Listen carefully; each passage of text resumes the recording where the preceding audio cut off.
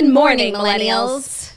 Welcome back to The Toast. Happy Monday. I know it's not the greatest news, but listen, we're here for you. Claude's here for you. Jax is here for you. Turd is here for you. It's going to be okay. Turd is here. Yeah, it's another Monday, but we're here to help you through. It's going to be a great show. In Florida, it's like cozy weather today, so I'm wondering, I have to ask myself the big question. I couldn't help but wonder. Should I make a chili? Ooh, well, I'm scarred for, a good amount of time before I allow another chili in my home, given Beansgate last week. I mean, had experienced Chilligate back in December, which kind of turned me off to chili for a while. If you know, you know, patrons will remember. But it's March, and I haven't had a chili since December. I feel like I might be ready for one. I will never discourage anyone from making a chili. You want to know why? It feeds the soul. It's so nourishing. It feeds a family for quite some time. You throw it in the freezer. You always have leftovers. It makes your home smell good. I'll never discourage literally any sort of effort to make a chili. Yeah, and like now that I just drive every day because I'm just like a driver, I could just go and get my ingredients. Isn't that so fun? Like the freedom that having a license gives you. Like you were a prisoner up until this point. I know. I actually might get another manicure today because this one is chipping. She's crazy. Because it wasn't very good. And now I'm just going to like have a manicure every week again. Crazy. Oh, I took an Uber yesterday and I was chatting with my driver. Lovely man. And he was really asking questions about Theo. And he was telling me that it was a Tesla Uber. Sorry, I forgot that important fact. He was telling me that the Tesla has a dog mode. So like, you're not supposed to leave kids or dogs in cars alone. But if you need to run in somewhere and Bruno's with you, Tesla has a dog mode that like saves the energy of the car, but circulates the air, turns the screen off so they can't touch anything. You should check it out. Oh, I should. That's good to know. I love hearing like positive, fun things about the Tesla. Because always non-Tesla drivers are like, haters. Tesla's doing this and Tesla's doing that. It's like, you're just not a part of the club, so. Yeah, no. I'd be pressed too. Yeah, no, you're hating from outside the club. Yeah, because so far, just a little Tesla update. I've had it for a few weeks, but then it was like I had to get my charger installed, waiting for the electrician. He didn't have a part, blah, blah, blah. What is with nobody ever having parts? Nobody has the right parts. If they have the part. Whether they come to fix the oven, like anything, it's like, oh, we got to order the part. Yeah. Well, it's like, like we brought the part, but we brought the wrong part. Wrong part, always. Like, where are the parts? No, it's always the wrong part. But now it's been like a week of having charger. My charger is charging on my Tesla. And it's been an amazing experience so far. Okay, good. So far, I'm so happy with my decision. I need to oh my God, something so annoying, which I'm going to figure out. It's like you have driver profiles. So like when you come, you could like set up a little profile and the steering wheel and the seat and what's the other thing? The windows will be attuned to you. But then like it logged me out of Spotify when I made my profile. And so every time I get in the car, I log into Spotify. And then every time I get in the car again, like I'm logged out. And it's like I was listening to the radio this weekend and it was all commercials. It was torture. Yeah. And Harry was in the car with me and he was like, Mom, this is bullshit. This is unacceptable. I need some smooth tunes. I was like, I know. He needs some smooth jazz. Yeah, like I don't want to be listening to these chaotic fucking radio commercials. How is Harry? This is one of the longest I've gone without seeing him. When was the last time I was at your house? Like January. When were you at my house even? February. No, right before I went to LA, January. No. You were here in February. Okay, well, it still feels like a really long time. But what were you here for in February? Was it the surprise? Oh, yeah. The surprise week. Yeah, I really, I'm struggling. Every morning I wake up and I'm like, what if I just got on a flight?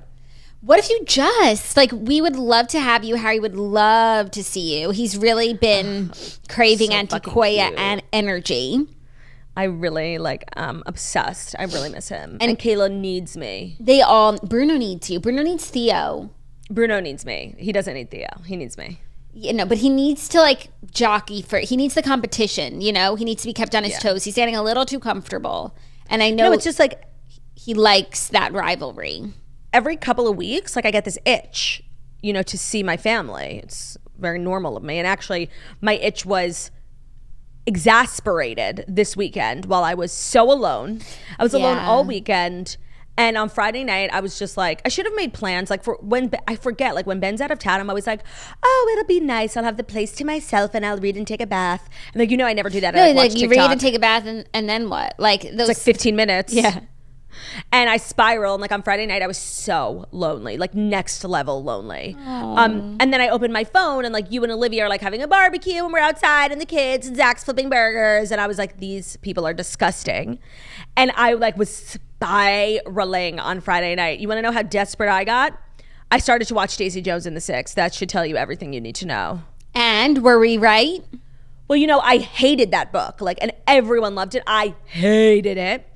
And comparatively to the book, I'm enjoying the show more. I don't think it's very good. I think there's some really good moments from it. Like, I think Cami Marone is a star. Like, the show is, and in the book, her character, you're like, you kind of hate her because you're like, she's the other woman, Yeah. She's like she's like this obstacle. But in the show, she's like the cornerstone of the band. Like, she's the glue, and she's such a good actress. I don't think I've ever seen her in anything, and this is definitely like a major breakout role for her. She's excellent. Suki Waterhouse, who plays Karen, the drummer, keyboard. She's incredible. A lot of people were saying that Suki Waterhouse should have dyed her hair red and been cast as Daisy because she's really like electric. But the two main stars, Billy Dunn and Daisy Jones, I am enormously disappointed in. I don't know if it's Riley Keough or like the way that they created the Daisy Jones character, but in the book, Daisy Jones is like this wild, electric, red hair, like everyone is drawn to her. She's like this wild girl, and she like, she wins people over with her electricity, right? She's like electric. Yeah, but she's also like the most beautiful, the most talented, like the voice is like silk, None of that is coming through, like whatsoever. I don't know if we're supposed to like Daisy. She seems like kind of off. I don't know if it's bad acting. I don't know if it's bad character development from like the show and the script. It's not good, the character. And then Billy is so miscast. He's so old. It's supposed to be like these young, crazy kids. He looks 45. I don't think he's classically handsome enough for the role. He's supposed to be this like all-American rock star, young kid, not working. So the two main characters are kind of like flopping, and I think some of the supplemental people in the band who are kind of irrelevant in the book are really carrying the show. I'm only on episode 5. It's not great. It's fine. I think a lot of people are liking it who like loved the book and just are excited to see the book come to life. And in a lot of ways, the visuals of the TV show are kind of how I pictured the book. They're living in this house together, LA, 60s, Laurel Canyon, Hollywood Hills. They did get a lot of the aesthetic right. It's not hard to get right. Like, it was very clear what it was in the book. But it's not great. It's not great. That sounds exactly like I expected. I didn't find the casting to be on point enough for me. Riley Keough being Elvis's granddaughter is not enough to carry her in this role. Like, it's exciting and it adds another element of like rock and roll, but it's not enough. No, I didn't think so either. It's just like it wasn't right. No, and a lot of people were saying Miley Cyrus should have been Daisy Jones, and you know what? I really could see it. Ooh, that's good. Yeah, because I said on my stories I wasn't thrilled with how it turned out, and people were like, well, who do you want to be Daisy Jones? Like, I'm complaining, come up with a better solution, and I didn't have any. But then people started suggesting what they thought, and a lot of people said Miley Cyrus. Oh my God, for sure. Because she really is at her core an actress. A lot of people forget that. No, and she is that like Stevie Nicks vibe. That's really how she's branded herself. Is like a modern, she's always covering like Joan Jett. Yeah, but that's Daisy Jones and the Six is meant to be like Stevie Nicks and Fleetwood Mac. Miley. Yeah, no, it was a really good call. Damn, that's so annoying when that happens. It's like you fucked up and it's too late. I will say, though, the song that's like, the song, there's a bunch of songs, but there's the one, Honeycomb, I'm really enjoying. Oh, really? Like, what did we get here? Hey, working out. It's a really good song. It does really sound like Fleetwood Mac. Damn, that would be like, I'm sad to miss out on like good music, and a show that's like a musical show is good. Not only do I not have the time, even if I did, it's so far down on the list of you things wouldn't like that it. pique You my would not interest. like it. No, I saw the trailer and I was like, I actually liked the book, and this doesn't look like a show I would enjoy. Yeah, but that is like a plus in their column. That song is so good. I think Marcus Mumford wrote it. Marcus Mumford and Maren Morris are on the so album. like that makes sense. How did we get here? I don't know the words, but every time it comes on, because it's the song that blew them up, I'm always like in my bed with the shoulder. And down over day, saying on it now. It's good. That's good. That's really reassuring. And because I was so bored, I also watched something I've been wanting to do for a while, 1923, one of the Yellowstone prequels. I didn't watch like the 1883. I should watch them in chronological order, but like it doesn't really matter. Have you seen it? No. Okay, I won't spoil anything. It's good. It's good. You know, I like Yellowstone better. Love to see Michelle Randolph out there shaking her thang. What a beauty. Yeah. What a beauty. She's perfect for the role. She's supposed to be this like young, wild, like beautiful girl, and she's just Daisy perfect Jones. for it. Yeah, literally. It's good. I don't know why I'm like 5 episodes in and I still have to reference the family tree. They're making it so complicated for who is who, like, and who's the son and who's the uncle and who's the daughter. It is so motherfucking confusing. Damn. I had to screenshot the family tree and I'm referencing it every episode. Got it. I haven't seen it yet, and realistically, I probably am not going to watch it just because of like timing and life, and life happens. And I never finished 1886 just because of life. Like 1883. I liked it when I was watching it, but apparently not enough to finish it. That's the barometer. Like, oh, it's good, but I didn't finish it. So was it really ever that good? No, and it's like I know they do make it to Montana and they put down roots and they have a long, illustrious life there. So I know how it ends. So that is what I watched this weekend. Most of the time I was on my phone stalking the Eras Tour opening night, which is why I'm wearing my Taylor sweatshirt today from the bar. So I'm on the bar PR list, but I didn't get the Taylor sweatshirt. And this isn't me like saying it so that I get them, because like it's okay. But it's like, is Bridget enough of a toaster to know that like I'm not... That you're kind of a hater? No, I'm literally not a hater. No, you're not a hater. I'm kidding. I'm just like a normal fan. I love Taylor's music. I listen to her albums backwards and forwards. I've actually listened to Midnight's like way more than you. I'm obsessed with it. And I've been a fan since the beginning of her career. I just like have a head on my shoulders, and I have a family. You're not a and toxic Swiftie. And I have a career, and like I just have things that, you know, keep me busy, and then I listen to music, you know? Yeah. You have those things too, yet you have chosen... I prioritize Taylor. You have chosen this life of Swiftie-hood. I have, and you know what? You like to be a part of something. I do, and it was fun. I know I said, I was like, I'm not going to spoil it, whatever. And you know what? Like, fuck that. Like, I feel like every time I go to a concert, I've seen a million videos. I know I look up the set list before, so it's like not a spoiler. I mean, it was very exciting on Friday night. Like, I was glued to my phone. The Swifties were working tirelessly on TikTok Live, Instagram Live. They kept getting taken down. They were going back up. I watched about the first hour of the show, and then because it was Pacific time, I got tired. And then throughout the weekend, I just kept watching videos. So I'm aware of like the set list, the outfits. I don't think it's going to ruin the magic of when we go for the first time. If anything, it got me even more excited. It looked amazing, and so randomly, like I couldn't really put into words like my thoughts until I saw this video that JJ Watt did. I guess his wife is a big Swiftie, and they all went, like a bunch of friends, him and his wife, and he made this video afterwards just like really saying how impressed he was with the show. And this is coming from an athlete who like, you know, is in amazing shape. And he was like, I was in awe, 3 hours of nonstop. She didn't stop for 1 second singing. She didn't stop for 1 second dancing. Taylor is not one of those artists who like, during the popular part of the song will let the crowd sing. No, she was on point the entire time, doing the choreography, doing the singing, doing the entertaining. She had like 10 outfit changes, and those each took like a minute. So she didn't really get any time off. And JJ Watt was just like so impressed with how, even towards the end, she was still giving it 100%. She didn't even look to be a little tired, and how impressive that was.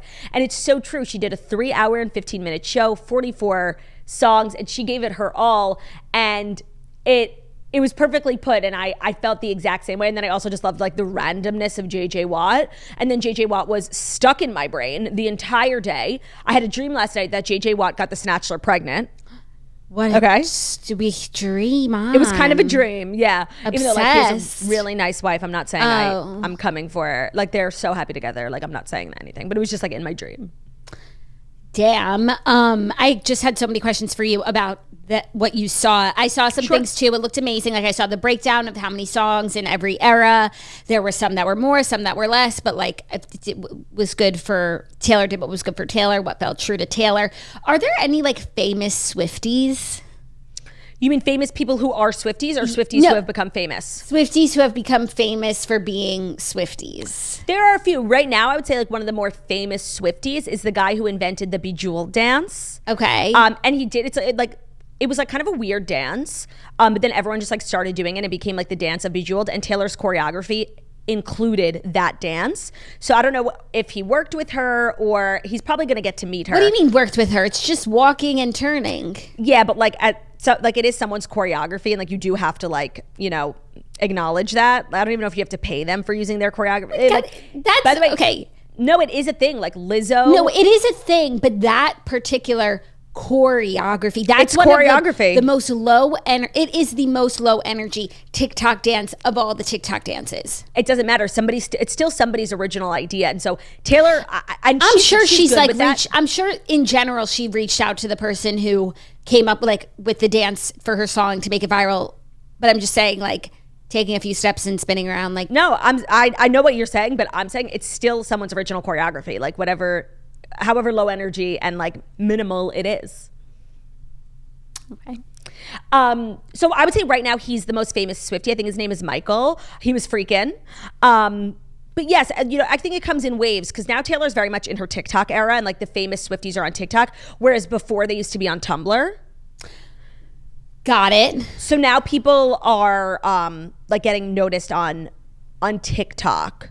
Yeah, I follow this girl, Catherine. She's like this really cute high schooler. Like she's so like, she's just like so normal. Like she's like lives in a house that's like, it literally looks like a Netflix show. Like when they just like try and put like a regular teenager, like that's what like regular teenagers look like. And she's so cute, and she made up a dance. And she has like a lot of TikTok followers exclusively as a Swiftie. Right, that's what I'm saying. Like, but people who used to get invited to like the red listening rep room. What is it called? Oh, it was Reputation Room. But also the listening parties. Yeah. Like, are those people still like, you know, well, you know, active? And they are, but the people back in the day who used to get invited to those like secret sessions and stuff, they were not famous Swifties. They were just very loyal, consistent users on social media about Taylor. So it wasn't even like a fame thing. Right, but like now if they got that opportunity, if such an opportunity existed, like they would go viral on TikTok and then they'd be like famous Swifties. But there is no, I mean, it's literally a 3.5 hour show. I don't know how she could then do like a midnight meetup. I hope she's not doing meet and greets. She's not. She didn't in Arizona, so I don't know if she's going to, but at the present point, she's not. No, I appreciate her prioritizing like more music, more songs over meet and greets. Yeah, and so she really did her absolute best to include as many songs as possible. 44 is an insane amount of songs. She shortened some songs, so we get like, you know, more songs. We don't need the whole song. She goes, you know, from the first chorus into the bridge. But I think, you know, the major takeaway from this weekend is like it's the Eras Tour. She's acknowledging all of her eras. We never got like a Lover or an Evermore Folklore tour. Right. So she really does like big chunks of that, which I'm really grateful for. She opens with Lover because it was supposed to be the next tour after Reputation. But she does one song from Speak Now. She did Enchanted and then literally changed into her red outfit, which was like so crazy to so many people. She also doesn't do any songs from Debut. The first night she did Tim McGraw, and then I think a lot of people thought it was going to be like that one song from Debut, but the next night it turned out Tim McGraw was one of those interchangeable songs. There's two songs that change from the set list every week. But I am confused. Like, I know Taylor does everything for a reason. Like it was a choice to do one song from Enchanted, one song from Speak Now, especially when there's so many iconic songs from Speak Now, including Long Live, which is very much like the anthem of her whole brand. Do you think it's because she doesn't own the rights to those songs and maybe she has to pay someone to use it and she's not going to pay? But currently she doesn't own 1989 and she still did a big 1989. Because I was trying to think which others haven't been re-recorded. So it's Debut, Speak Now, and 1989. Still haven't been recorded, yeah. But she did a lot from 1989? Yeah. It's like, you know, everything Taylor does is intentional. Wait, I just want to see what else is on. What was the reason? I want to see what else is on Speak Now to see if there's any glaring. I mean, Back to December. No, she doesn't need to sing that. I see sparks fly whenever you smile. Hit me with those green eyes. Long Live. Yeah, there's a lot here. There's a lot there. Huh. It's a choice. I hate Back to December. I like it. I said what I said. It's like it's probably like one of the only songs Taylor's written. I don't. You know what song I hate that I was confusing with? Mine. Oh, what's wrong with that? I just don't like it. Okay. I like Back to December. It's one of the, I would say the only song that Taylor's written about a former lover who's famous. That's positive. That's complimentary. And you know what makes Taylor Lautner look like such a good guy? I can't believe I forgot to ask him that when I interviewed him. I'm a fucking moron. Turdy Lou. We're stopping the negative self-talk. Add it to the list of regrets. Oh my gosh. We can't get that minute. No, it's a big regret of mine. Maybe it's for a reason. Like maybe it's like a thing between like Taylor and...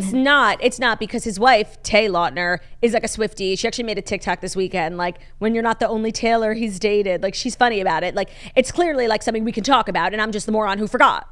Yeah. Who dropped the ball for the toasters. I apologize. And the Swifties. Right. They're less forgiving. Beyond. The toasters, you're our Turdy Lou. You can't do any wrong. And I did actually leave the house this weekend once to go to an influencer gathering. A gathering of influencers. Were you the influencer mentor? I was the influencer mentor. It was Remy Bader's birthday party, it's always fun. I went last year and it was really fun. And this year was fun too. But she always has a theme. And it's always themes like I cannot get on board with. Like last year was Euphoria. And like, what the fuck am I going to wear to a Euphoria themed party? You know how picky I am with what I choose to put on my body. You don't want to wear like your nipples out and right, like glitter everywhere. No, and the influencers like love the Euphoria theme. So like everyone looked amazing and I looked literally stupid. And then this year was denim and diamonds, and I vowed like not to look stupid, but it was just as hard for me to come up. Denim. Has anyone in this room ever seen me wear like blue denim? No. And you know, everyone, you know, had these cute denim sets, and I went shopping. I tried, and everything I ordered, I really ordered this incredibly cute item from Nasty L. Shout out Nasty L for literally having the worst shipping ever. I paid $25 like for expedite. It's still not here. Damn. And I ordered it on time. Like I ordered it like a week and a half ago. Okay, but you looked amazing, so I don't feel sorry for you. What happened? I'm always praising this brand, and yet again, show me your moo out here with the best customer service, the best everything. There was this denim, I was on Revolve, and there was this denim jumpsuit, and it was sold out in all the sizes on Revolve, so they had it on their website. I did 2-day shipping. I got it in a couple sizes. I just returned the sizes that didn't work.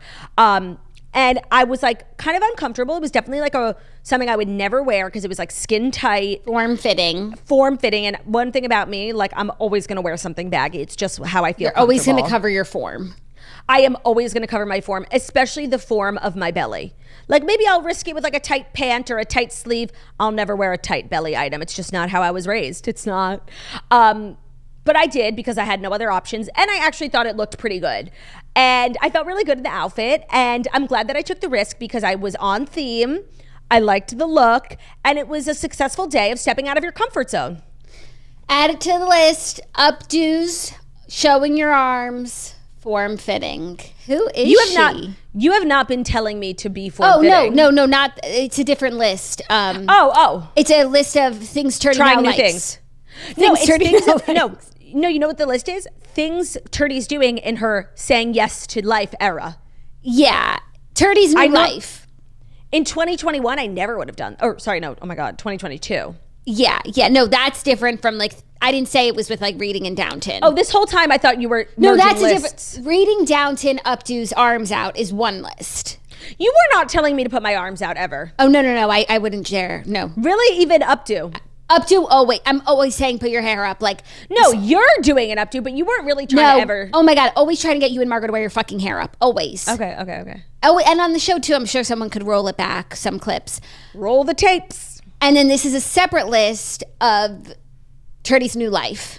Okay. Thank you for explaining the lists. I've got a lot of lists, and I'm checking them twice. And you're checking it twice. Yeah. To take the bidors down. Gonna find out if Turd's naughty or nice. I could tell you, Turd's naughty as fuck because not to be that girl.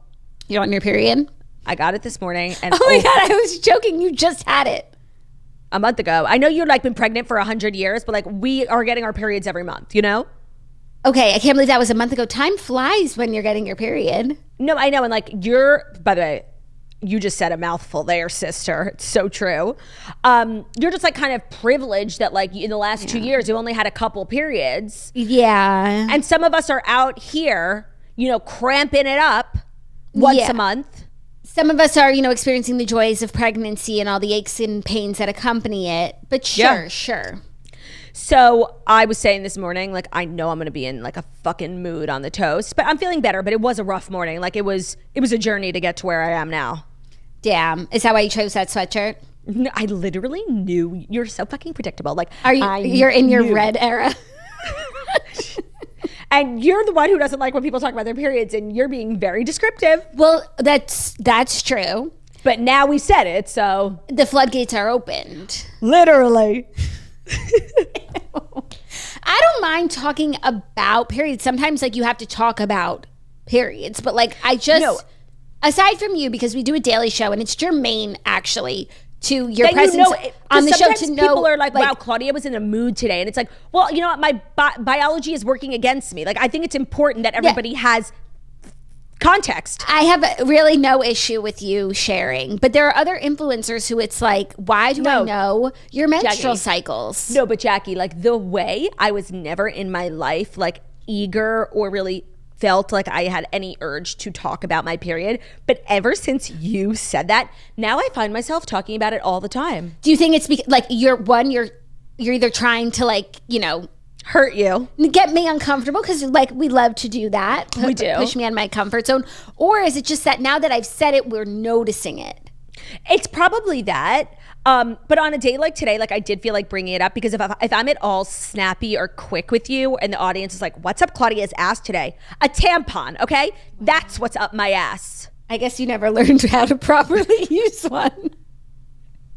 Okay. Pray for me, but also that's fine. Like, if you're feeling negative vibes coming from me today, which I'm going to try and battle my, natural instinct, just know, like, it's not my fault. It's literally nature. Okay. So I think context is important. Thank you for that. And so I think welcome. Now we should embark on the job of delivering the Fast 5 stories that you need to know. While avoiding as much negativity as possible. Yeah, that's today's mission. And today's mission is brought to you very appropriately by Liquid IV. If you're trying to improve your health, hydration is a great place to start.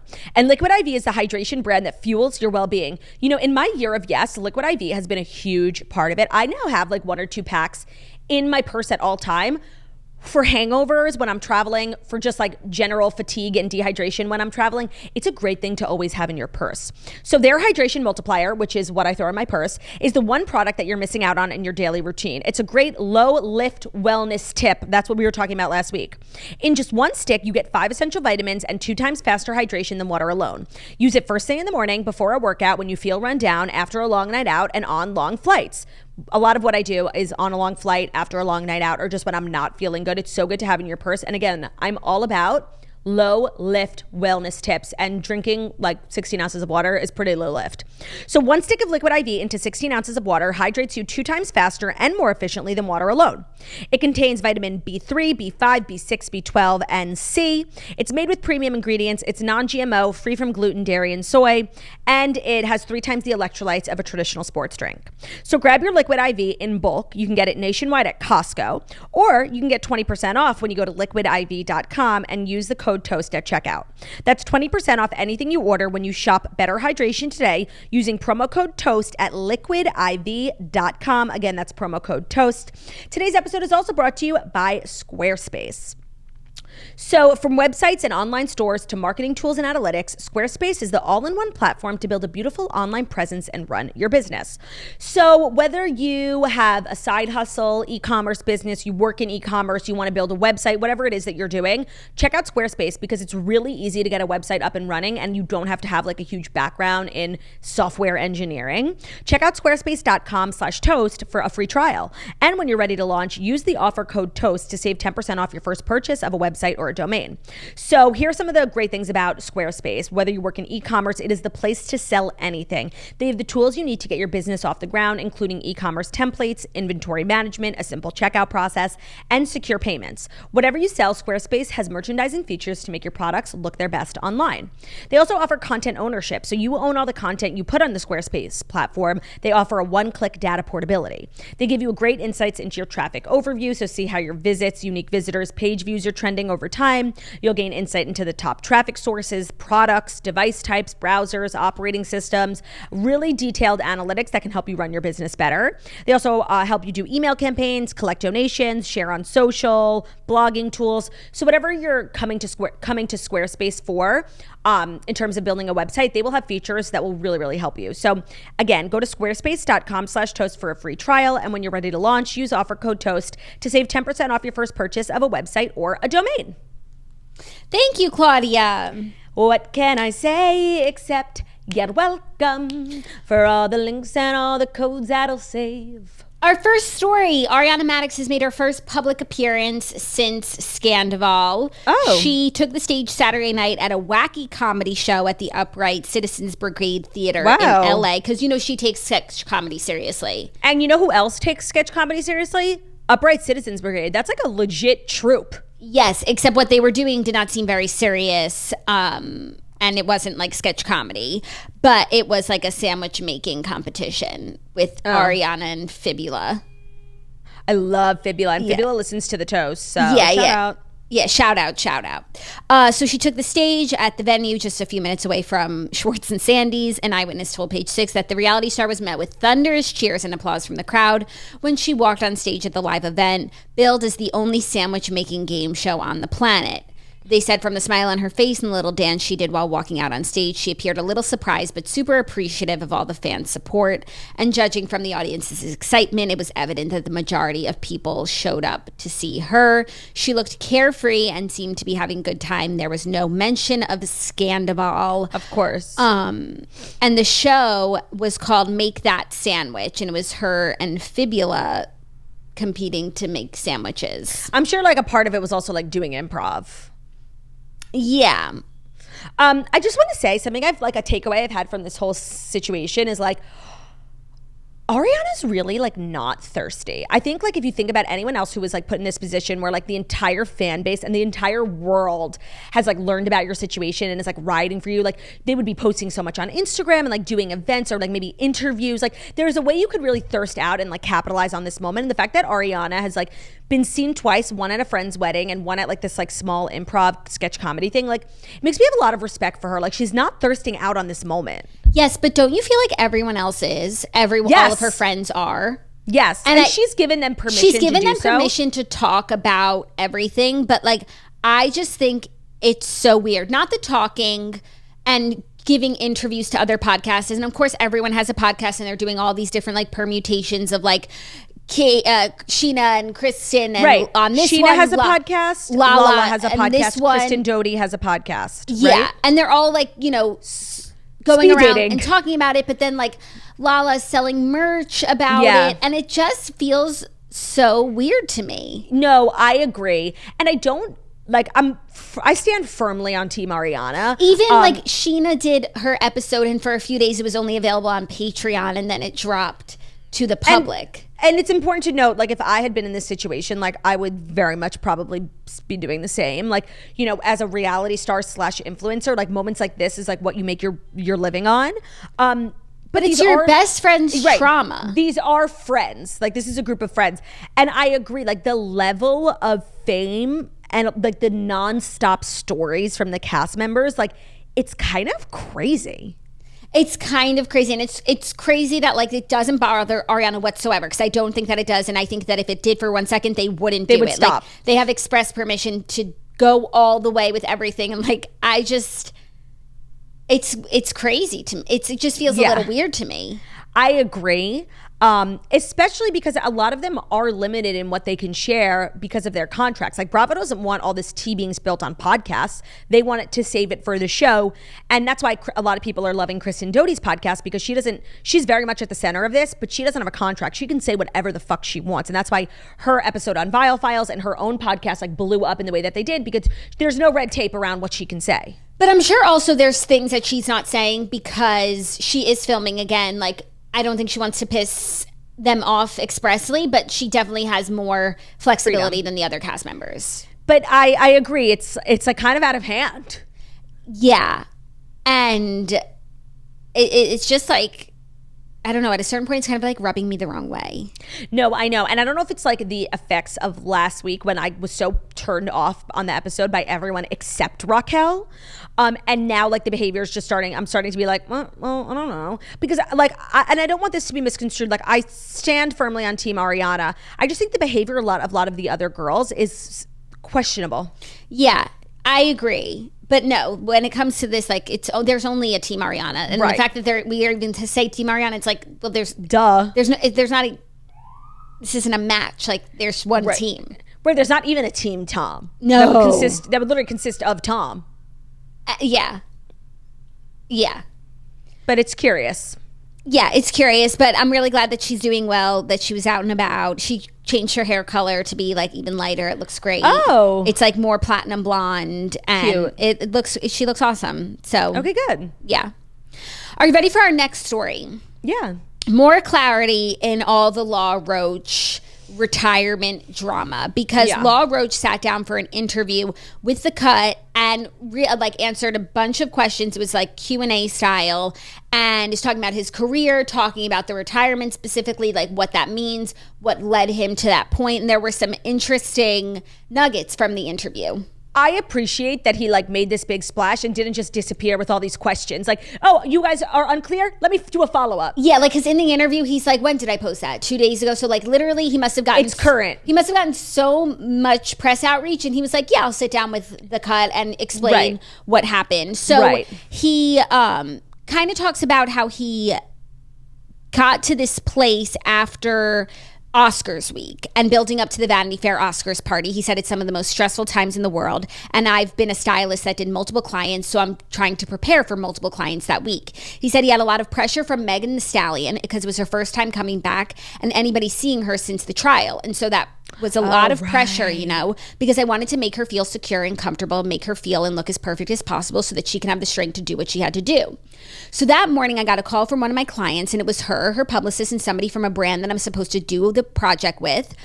And I found myself on the phone with these 3 women. I felt like I was defending myself because the one woman from the brand was like, oh, he's not communicating and you're not going to have the dress and all these things. And it was just a lot of things that were not true. And that's how we lose clients as stylists. Somebody from a brand will say something to the publicist, then the publicist will say something to the client, and then it's this thing. I thought I had a really strong relationship with this client, and I thought she knew that my goal is always to protect my clients.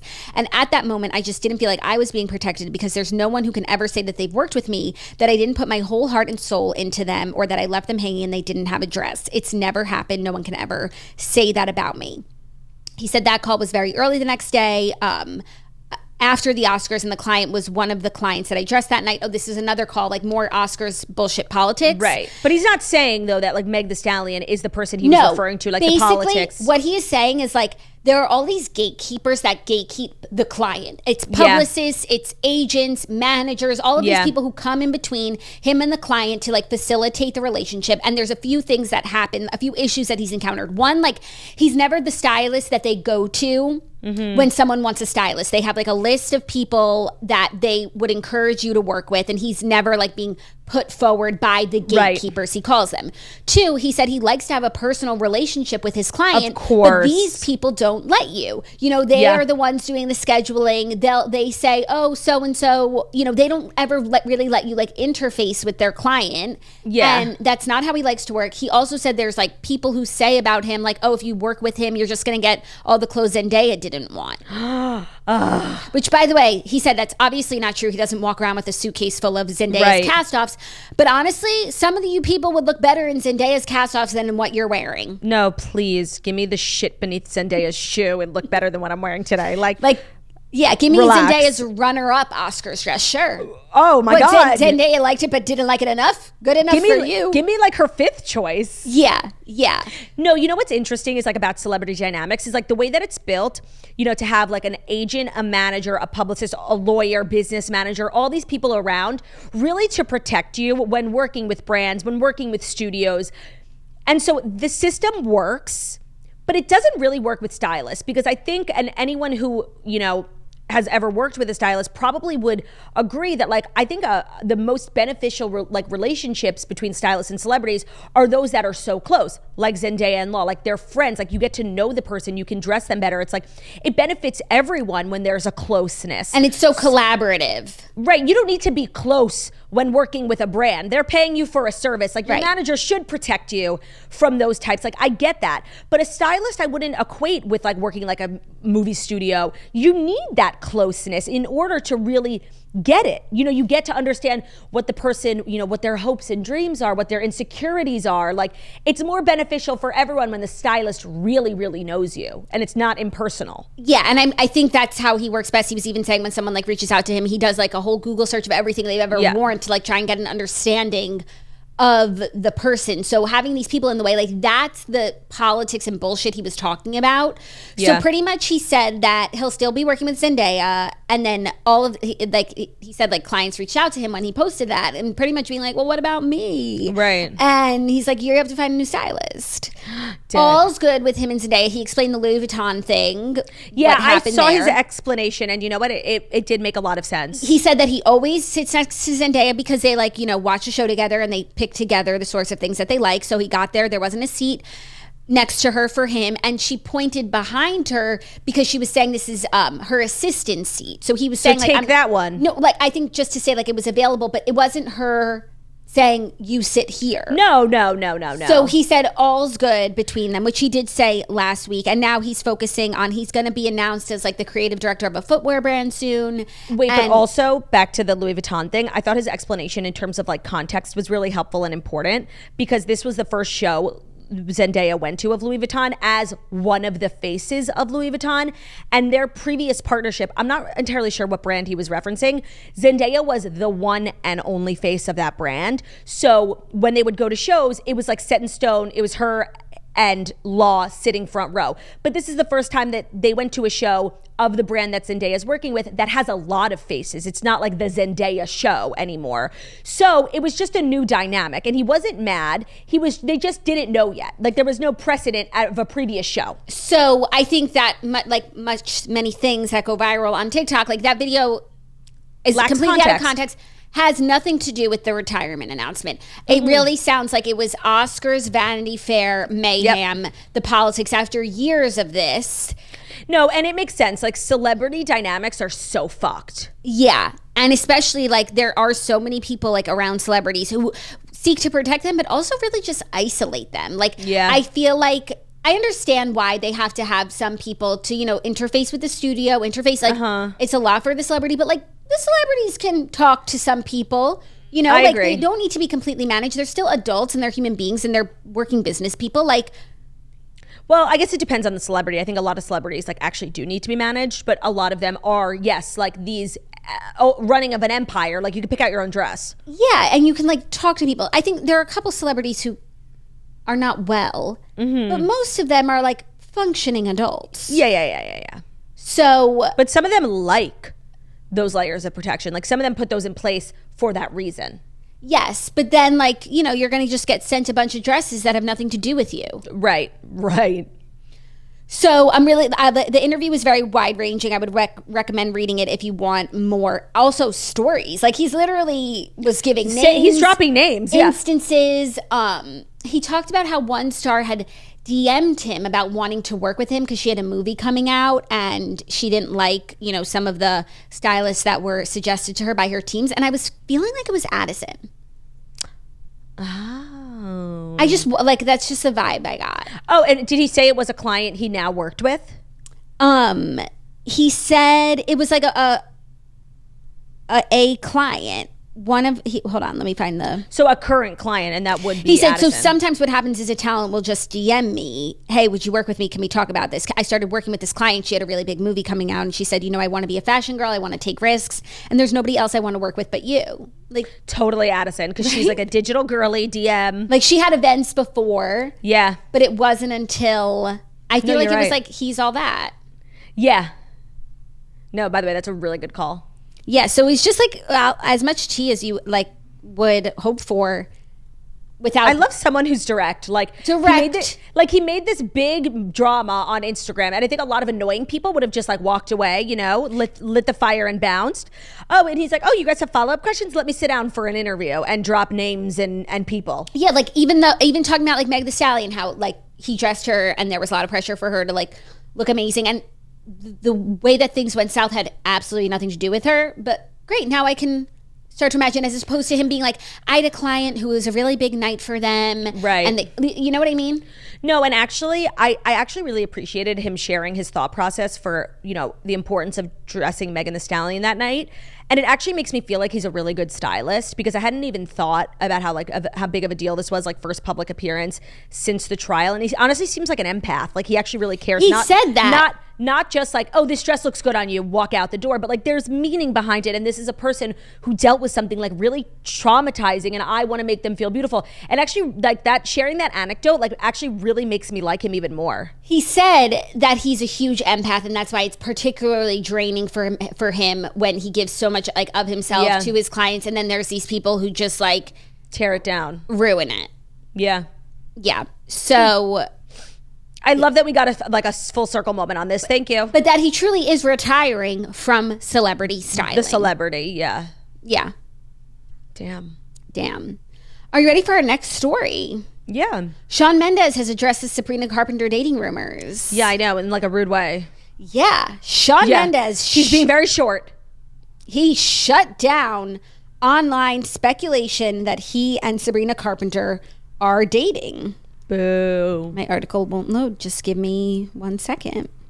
Well, I can give you guys like a little context. They were photographed together a few weeks ago. Oh, thanks, Turdy. Definitely, like Jax and I were looking like, does this look like two people who are dating? They really are a good match. We were very much here for it. And then he did an interview, and he was like kind of annoyed that he was asked the question, because I think he was there to promote something else, Ralph Lauren, right? Yes, Tommy Hilfiger, same Whatever. thing. Literally same thing. He was doing an interview with a Dutch TV program called RTL Boulevard, and he said, we are not dating. He then suggested that they talk about his partnership with Tommy Hilfiger, quote, probably more than Sabrina, but thank you. Yeah, like he was rude. He literally said, good day, sir. I said good day. I'm annoyed that they're not dating, because I do think it's a really good match. And Shawn Mendes like definitely took some time off, and he came back recently like with a buzz cut, and he gained like 15 pounds of muscle.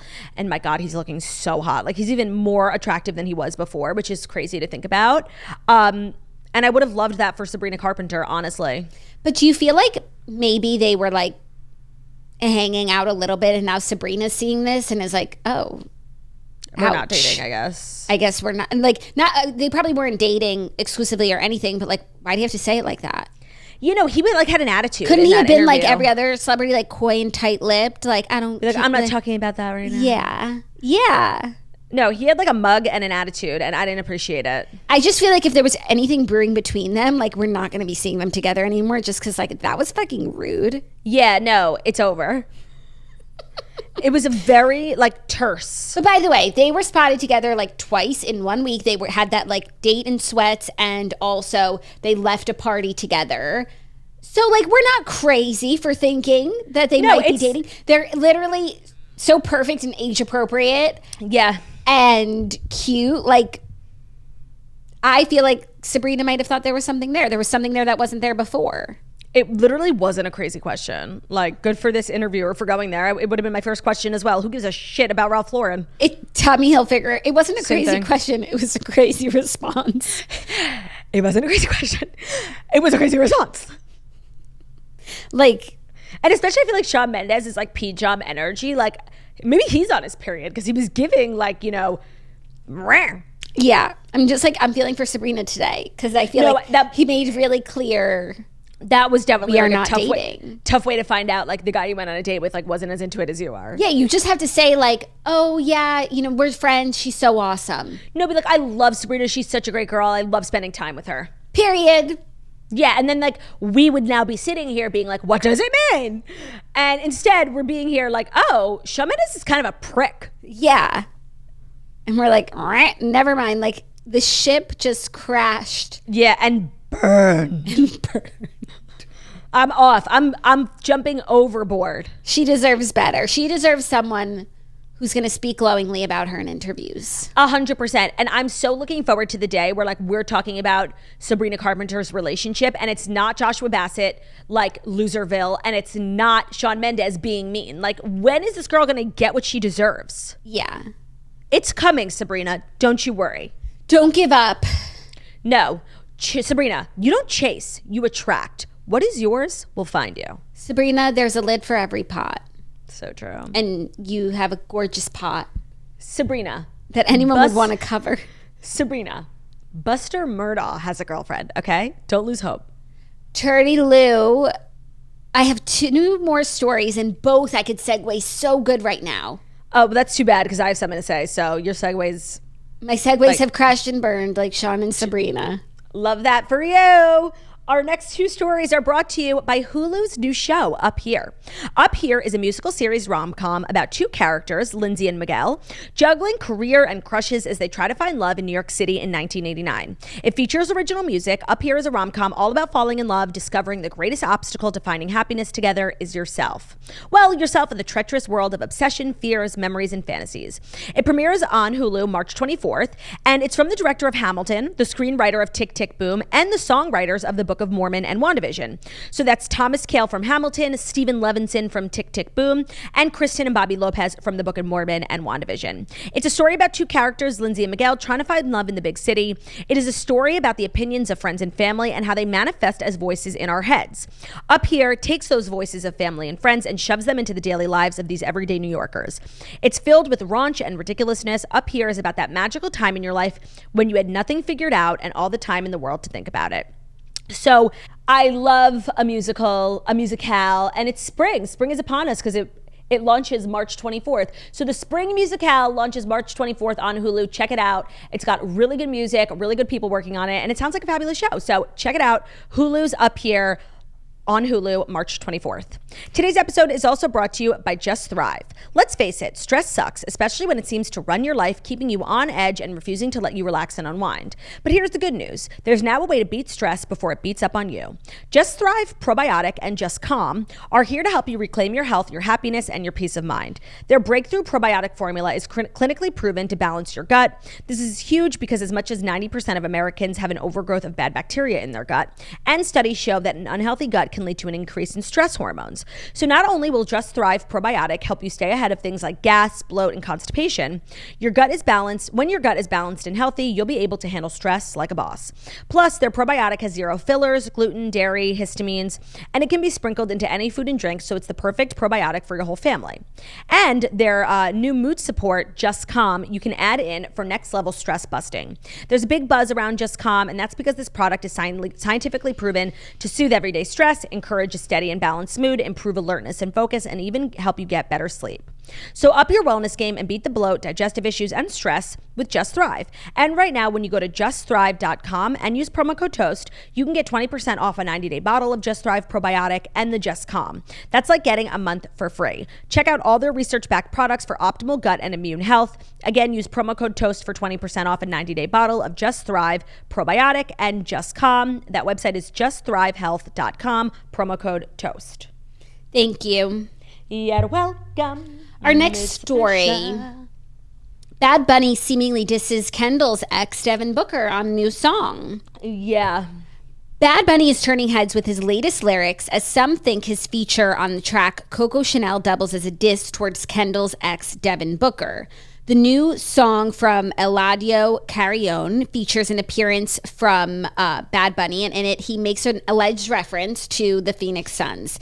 They sing in Spanish, but translated it means, "I'm not bad, baby, that's a gimmick, but the sun in Puerto Rico is hotter than in Phoenix. She knows it." Okay, like, also, usually, I think people are like reading into stuff, but like that's hella direct. Like Phoenix is pretty specific, and then right, elsewhere, especially for somebody who does Latin music. Like, this isn't even a song like about America, right? Elsewhere in the song, he raps that Scorpio women are dangerous, and Kendall is a Scorpio. See, you know what? That could be a coincidence. Like maybe he, just like maybe he's really into horoscopes. But the other one feels like really, really targeted. targeted, but at the same time, they really haven't been dating for that long, and like songs take so long to like produce that the timeline like doesn't add up for me. Unless they've been dating for a lot longer than we know, and they've only started to give us crumbs recently. Perhaps. And I will say, the last time we spoke about Bad Bunny and Kendall and how like we were so here for it, our Hispanic toasters made themselves known, and they said they do not support this relationship. So, and they didn't really give me a reason that like made me stop liking them, but I respect your decision. Oh, she sneezed on it. I agree. Bad Bunny fans are like not here for it. They don't think that this is a good couple. I think it's probably based on his personality, and like hers just not seeming like they would jive. Or it's just based on like a protectiveness. I feel like that happens a lot. Like whenever there's like a major male star, the female fans don't like the girlfriend for whatever reason. And whether they're valid or not, it's really just rooted in like this protectiveness and almost like a territorialism. Yes. Also, it's worth noting, Devin Booker might have responded to this situation because he posted on Instagram in a comment that has since been deleted, and it said he's worried about another Caps man again. Is he calling Bad Bunny gay? Is that what that meant? I don't know. Wait, he's worried about another man again. It sounds like these two have history, by the way, because I don't even know what the fuck they're talking about. Right. And then it was deleted. Also, this line in People magazine made me laugh. Reps for Bad Bunny, Jenner, and Booker and the Suns organization did not immediately respond to people's requests for comment. Wait, you're telling me that the Phoenix Sun did not respond to their request for comment? Could you imagine? That's shocking. I can't believe they even like wrote that. That's like embarrassing. That's embarrassing. Like admitted that they reached out. That's an embarrassing email to write to the Phoenix Suns. Like, do you have any commentary on this lyric? Because Bad Bunny spoke about the sun in Phoenix. Oh, also, like we didn't even put together that they're called the Phoenix Suns, and he's talking about the strength of the Phoenix Sun. Oh, by the way, it's 100% about Devin Booker. Honestly, it's like pretty good line, like considering everything. It's a decent burn. It's a sick burn. Wait, can we just talk one more time trying to figure out what Devin Booker meant? Like, I'm just unclear. He's worried about another man again.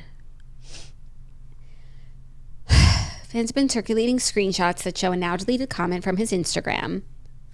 Apparently in response to the lyrics, per the U.S. Sun, he worried about another man again.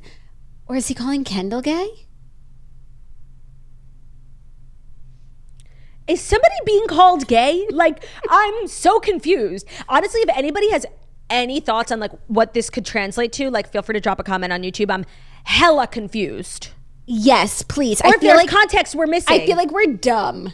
Yeah, no, it's like there's something, it's like when you're looking for the grapes and they're like right in front of you, like, what? Or like there's just like history that we don't know, but like, what again, and why is man in caps? Yeah, no, the man is giving gay vibes. Yeah, but I'm not sure. But maybe I'm just jumping to gay. Like, maybe you are jumping to gay. I'm like, this is confounding me. Sometimes I just wish people would be as explicit as Shawn Mendes. Yeah. Or as La Roach. True. It feels like I'm hearing a sentence in English and it sounds like French. Like, and I'm like, what? Hold on. We'll do it one more time. Yeah. He worried. Okay. When I first said worried. No. But maybe in past tense, he worried about another man again. No, it's definitely like he's worried, but it's like, shortened for internet lingo. He's worried. You don't think in the past he worried about another man again? No, but I liked that that was a really creative way of thinking. But read it one more time. Is he calling Kendall a cheater? He worried about another. No, but the man is caps. He's worried about another man again.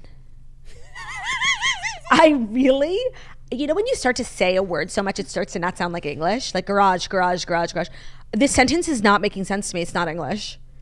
He worried about another man again. No, but you are also like being weird with the sentence. Okay, Claudia, I'm going to... I want to just text you it so you can see it in plain text. He's worried about another man again. We're making no progress. I'm going to the Sun article to see if there's anything else. Was there a typo? He's worried. Okay, the caption on the post that he commented on read. Oh, context. More information. Bad Bunny just sent some subliminals to Devin Booker on his version on Coco Chanel. Do y'all think he wants everyone to know he's dating Kendall Jenner now? Mm-hmm.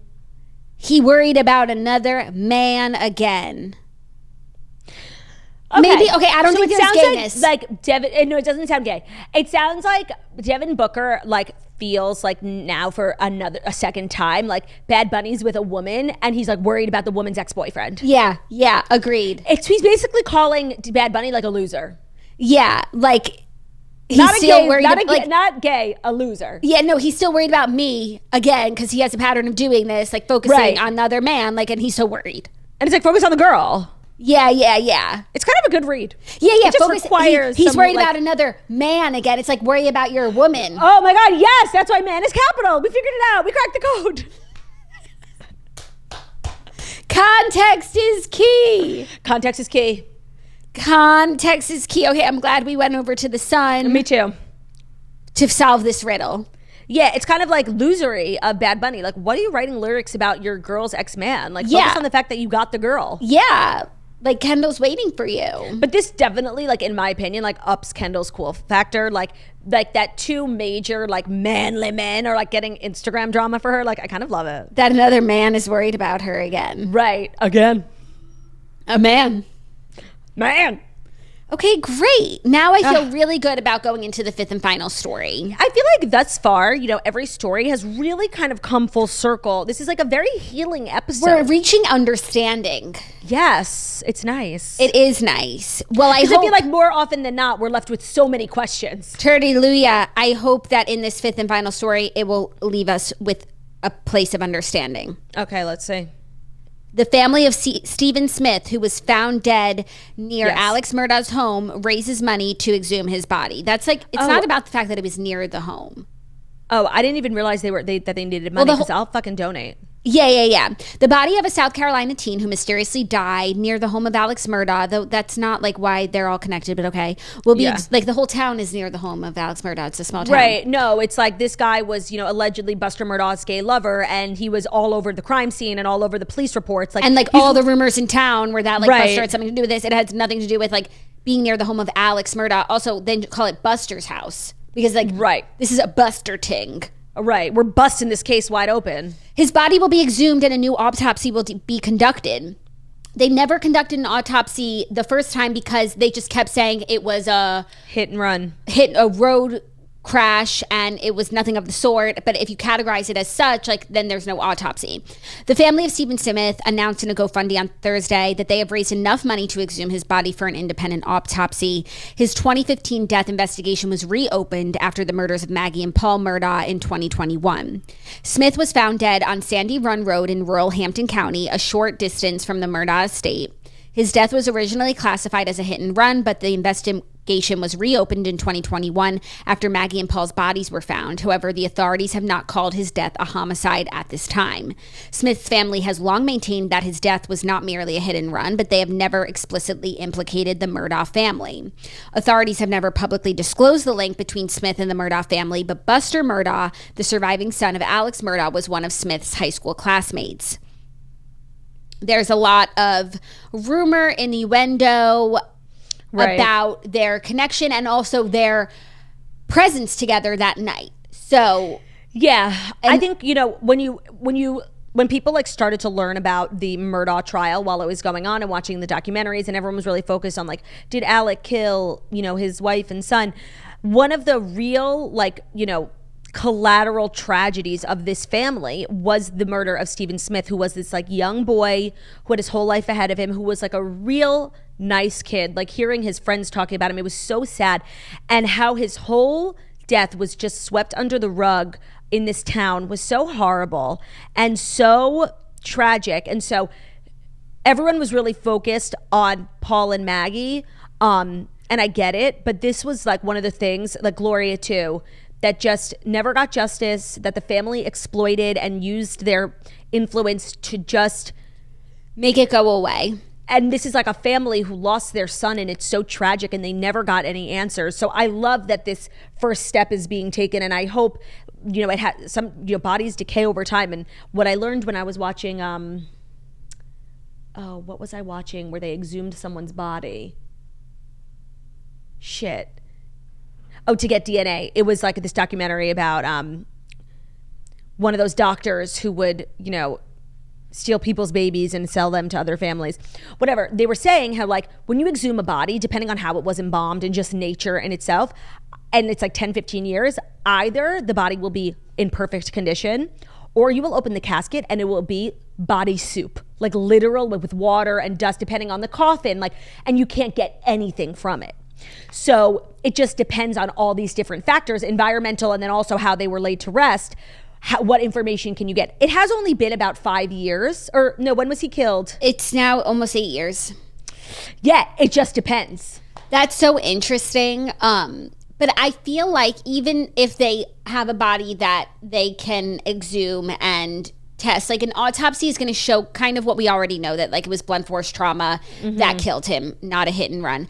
If they could collect DNA, that would be great. But what I think they really need to do is go through his cell phone records, because like, who did Stephen Smith call when his car ran out of gas? Yeah. Period. And I don't really know if you can collect DNA. It's not like he was like, put in the casket right after the car accident. You get people ready for a funeral. You clean them, you wash them. Right, Formaldehyde. There's not going to be Buster's DNA on him. Oh, you're saying they were getting DNA from like who, the genealogy and what you were watching. Wanted to see if this guy was related to these kids. Like that's why they, in the documentary I was watching. So I've never seen, I don't know if you can't. No, you can't. That makes total sense. Yeah. So I wonder what they're looking for. I don't know, but they need to, if they're opening the investigation again, they need to look through the cell phone records. Like they had like the Murdaugh family friend or family lawyer tried to reach out to Stephen's family to like represent them. He took Stephen's phone, but all that stuff like lives in the cloud, and also like in the cell phone providers like records of who you called. You can get that shit. You can get that shit. So if the investigation is open, I think that's the first place to start. Whoever he called, that's who's responsible. We're looking at. That's who we're looking at. What happened that night? Seriously, justice for Stephen Smith. Did you ever watch the HBO Max one? No, but I actually did end up hearing it was filled with more information. It was really good, and I felt like the Netflix one really focused on Mallory Beach. Which, you know what? Another tragedy that was swept under the radar. Right. Now we know her name. But like I understood the details of, and the grisly details of what happened and who she was and who all this group of friends was. And the Netflix one, they kind of were like, oh yeah, and Gloria and Stephen's deaths were suspicious too. Yeah. In watching the HBO Max one, like, oh my God, my heart sank. They spent a lot of time on Stephen Smith. They interviewed his family and his friends, which the Netflix one only had like one friend of Stephen's talking about him. It had a friend, and I think it had his parents. Oh, this one was like so much more detailed about who Stephen was and the grisly details of his murder, and how after he was killed, how they kind of passed his case around to all these different, highway patrols, and it's like this, right. And they would say, and the officers went and they were like, this isn't a hit and run, and they wouldn't take it as a homicide. They wouldn't investigate it. They were like, no, it's a hit and run, so it's under your jurisdiction. No, and the way it was in the middle of this like rural road, and if it wasn't for that farmer, we heard that 911 call, who found him that night, his body wouldn't have been discovered for a while, and the Murdaughs might have been able to do something with it, like if Buster ran home and told his grandpa. So like the little information we have, we're so even lucky to have, because that guy who called 911. Yeah.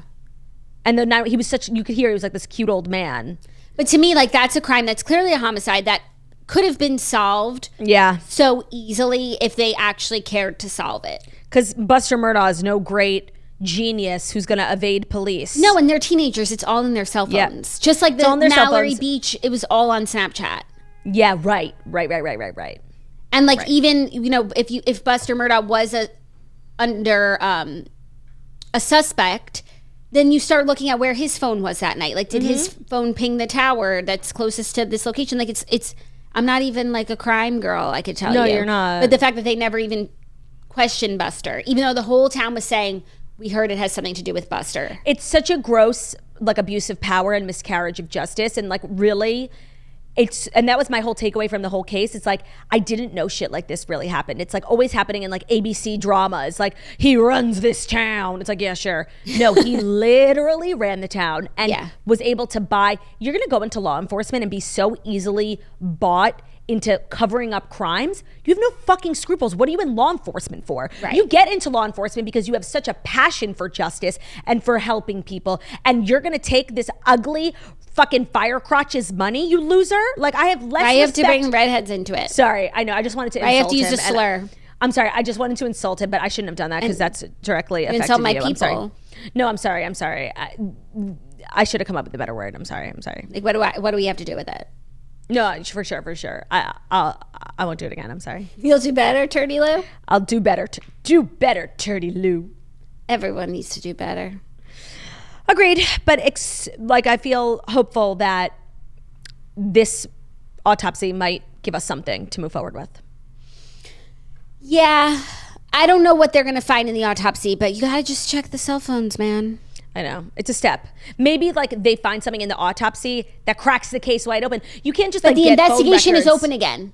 No, I know. You can't just like get phone records. You need like a warrant. And to get a warrant, you need like actual proof. Because people are entitled to privacy. But Steven's mother can't get his phone records? Yes, but I think you got to open up Buster's too. People have. No, you start with Stevens, you Yeah. see who he called, and then that person is asked questions. My knowledge of the law is limited here. I'll be quite transparent with everyone. Yeah, and where is Steven's phone? I don't know, but I don't think you need the phone, like the records. No, but like if Steven's mother has his phone, he could just go through his phone. Yeah. I'm sure they have. I don't Or it know. was never the recovered. Murdaugh family friend lawyer wanted to take it. Or it was never recovered. No, it was found in his car with his wallet and everything. Yeah. Oh. So Or where's no, the it phone? was in his pocket and it was intact. It was intact in his pocket, which is also a sign this is not a hit and run. Right. Because you go flying through the air when you get hit and run, and you land on whatever. And so I'm your sure phone. Buster ran home to his dad and was like, "But he texted me and he has his phone." Right. And then the corrupt lawyer said, "Oh, give me Steven's phone. I'll deal with it. I'll take care of it. Yeah. I'll take care of it." Sick. So that is like another full circle story. I felt like we closed the gap on a lot of stories today. Yeah, no, we're not. It's not closed, but like we are in the process. We always say like we hope for updates, and here we actually got one. Yeah, and we hope for more. We hope for more. That was our show. Great Monday episode. Honestly, I feel great. I feel great. I feel like we avoided like negativity as much as possible in terms of my period. Yes, we did. Did you feel like I was short with you? No, Okay. never. I wasn't giving Shawn Mendes shortness. No, we are not dating. Go fuck yourself. We are not dating. Eat my ass, bitch. We are not dating. I hate Sabrina. Literally. So thank you guys so much for listening to The Toast, the Millennial Morning Show, where we deliver the fast 5 stories that you need to know every Monday through Friday on YouTube. So if you're watching this on YouTube, please feel free to subscribe and give this video a thumbs up. We're also available as a podcast anywhere podcasts can be found. So Spotify, iTunes, Stitcher, Public Radio, iHeartRadio, Castbox, all the places we listen to podcasts. Find us at Toast, leave a 5-star review about how beautiful, stunning, and wickedly talented we are. Hope you guys have a great day, and we'll see you tomorrow. Love ya. Bye.